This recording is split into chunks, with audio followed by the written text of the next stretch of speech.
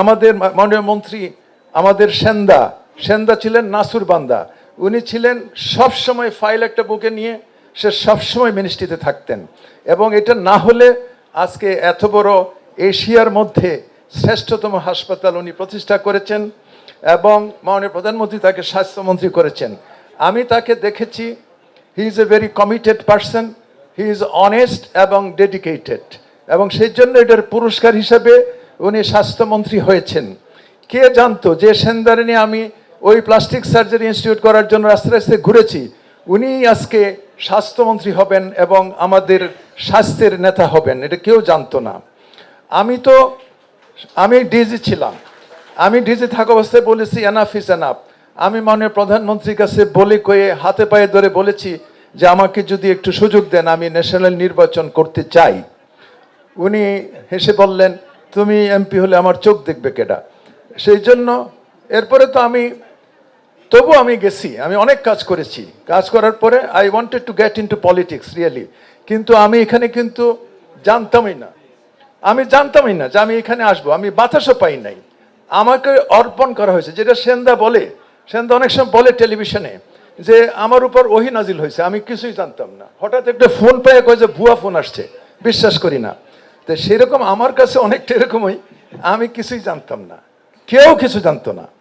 যা হোক, আমাকে অর্পণ করা হয়েছে, আমি এটাকে একটা পবিত্র দায়িত্ব হিসেবে নিয়েছি। এইখানে যারা আমার প্রবেশীরা আছে আমি তাদেরকে বলেছি, আমাকে 4 বছরের জন্য দেওয়া হয়েছে। এই 4 বছরে আমি সততার সাথে কাজ করতে চাই, আমি অনিয়ম দুর্নীতি করতে চাই না, এবং আমার কোনো ব্যক্তিগত চাওয়া পাওয়া নাই।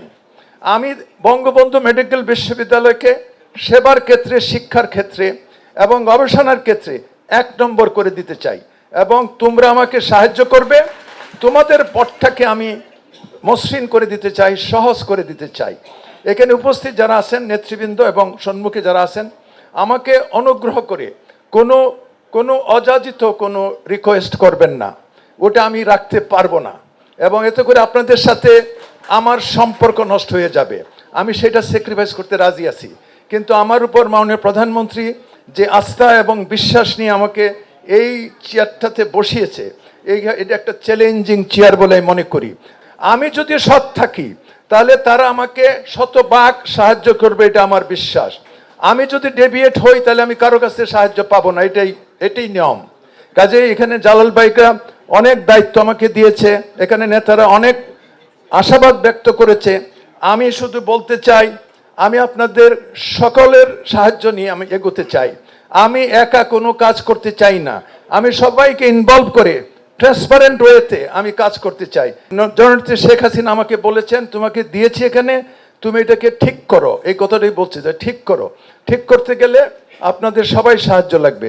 আমি জানি মাননীয় মন্ত্রী মহোদয় আমার প্রতি আমাকে অনেক বেশি ভালোবাসেন, স্নেহ করেন এবং আমাকে বিশ্বাস করেন, আমি মনে করি, এবং ওনাকেও আমি অনেক শ্রদ্ধা করি। ওনার সাহায্য নিয়ে, আপনাদের সিন্ডিকেটের সাহায্য নিয়ে, সর্বোপরি জননেত্রী শেখ হাসিনার সাহায্য নিয়ে এই বিশ্ববিদ্যালয়কে সর্বক্ষেত্রে বাংলাদেশের 1 নম্বর প্রতিষ্ঠান করা তথা বিশ্বের বুকে যেন মাথা উঁচু করে আমরা বলতে পারি যে আমরা বঙ্গবন্ধু শেখ মুজিব মেডিকেল ইউনিভার্সিটিতে কাজ করি। এই অবস্থায় নিয়ে যাওয়ার জন্য, এই উচ্চতায় নিয়ে যাওয়ার জন্য আপনারা আমাকে সাহায্য করবেন বলে আমি বিশ্বাস করি। এলো খবরের কাগজ, নিখাদ, নির্ভীক, নিরপেক্ষ।